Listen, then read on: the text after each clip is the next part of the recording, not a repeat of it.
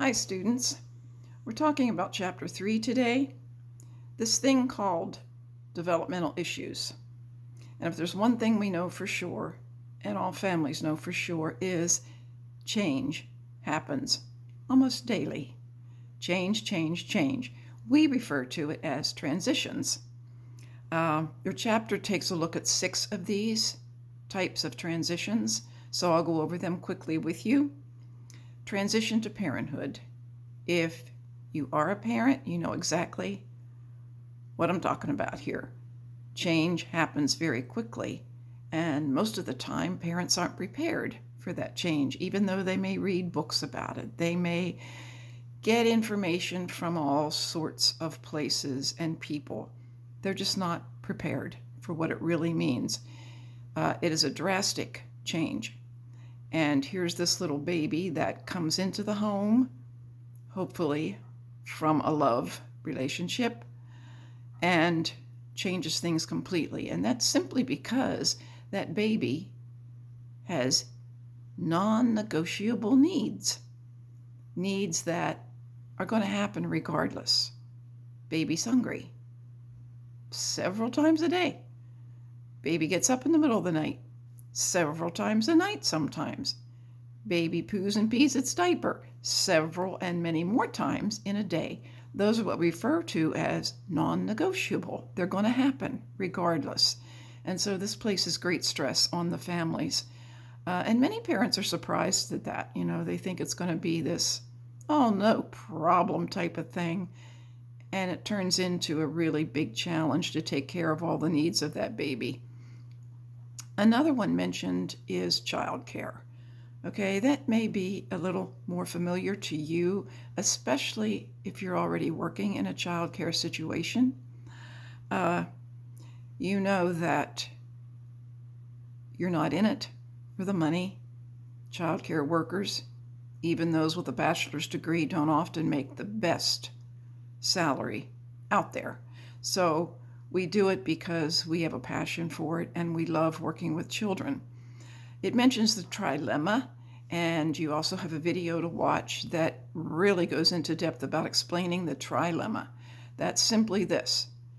Parents want high quality and they want affordable childcare. Okay, so you get educated, you feel like you're highly qualified. But on the other end of the spectrum is you don't get paid very much.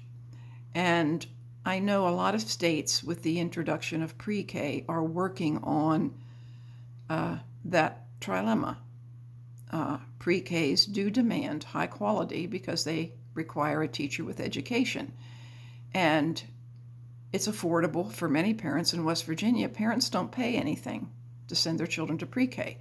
In Pennsylvania, it's based on a family's income. So that has been addressed, and pre-K teachers most generally do make more than, say, someone in a childcare situation. So the trilemma is still here with us, but I do believe that it has had some positive changes over the years. The other thing mentioned is technology. You don't go anywhere without your phone. How's that affect young children? Well, young children, some of them even have their own phones already in preschool. But we know that technology is with us all the time, every day, in every way. Young children seem to gravitate toward this idea of having an iPad in their hands, or even on their parents' phones if they don't have one, their tablets, computers, smart boards. They're inundated with all these technologies.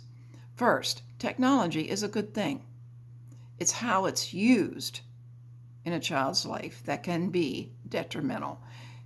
Your chapter says passive technology is not a good thing for kids, where they just sit, they watch.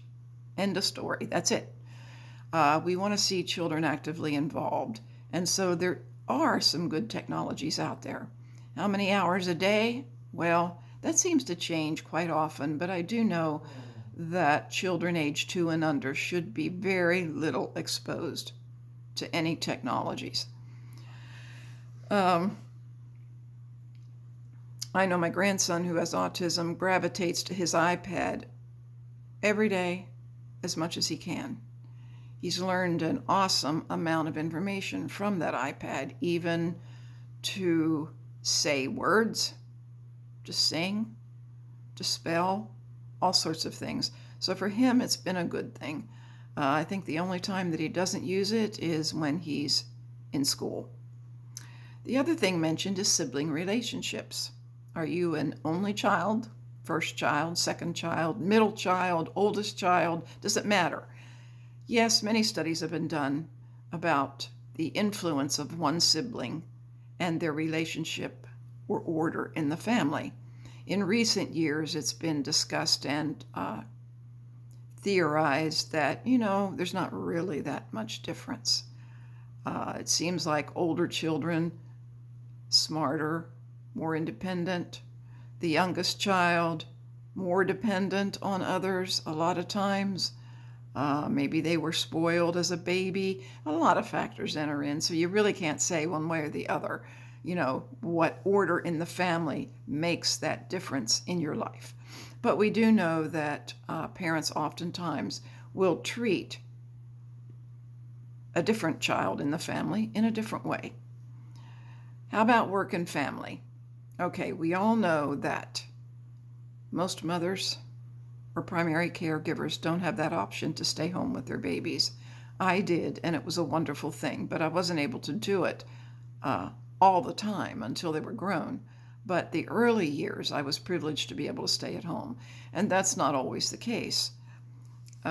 Many mothers, caregivers, at 6 weeks of age, their maternity leave is up, and they have to go back to work. Take that baby, hopefully, to its grandmother or another family member willing to do it, but often they go into childcare. And that is extremely stressful for caregivers and for the mother to have such a new baby in their care. The most serious cases of distress among mothers and the children is inconsistency of caregivers. So it's really important that they have the same caregiver during those formative early months so that they can have a bond with that particular caregiver. The other one mentioned is extended family relationships. Okay, that can be grandparents, aunts, uncles, whoever. But I love the statement that your chapter said.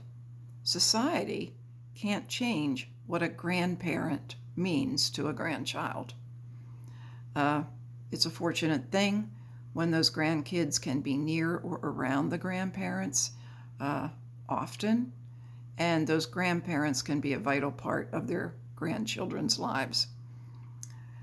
Of course, we know that many, many, many grandparents are actually raising their grandkids, and most often they will end up having legal custody of those grandkids, which means they're raising them.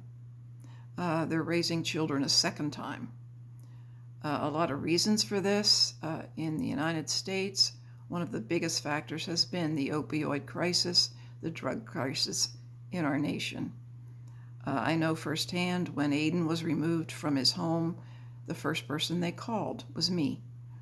And I was able to take care of Aiden on a short-term basis, but I was not on a long-term basis.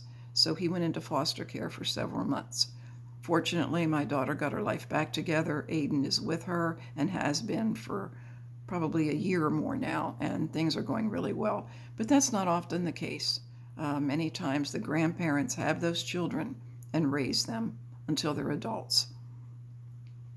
In closing, they mentioned the Code of Ethical Conduct. That's something you should know about and understand because it has a section on how do we treat families, how do we work with families, and they list the specific things that caregivers should know and do in regards to working with families. In closing, we must realize when working with families, we can be an outside source of support for them, whether it's a new baby, whether it's a parent who's having to work so much, we can be those outside sources of support, even if it's just to say, hey, did you know about this group, or did you know about this website that addresses some of your particular needs? It might help you.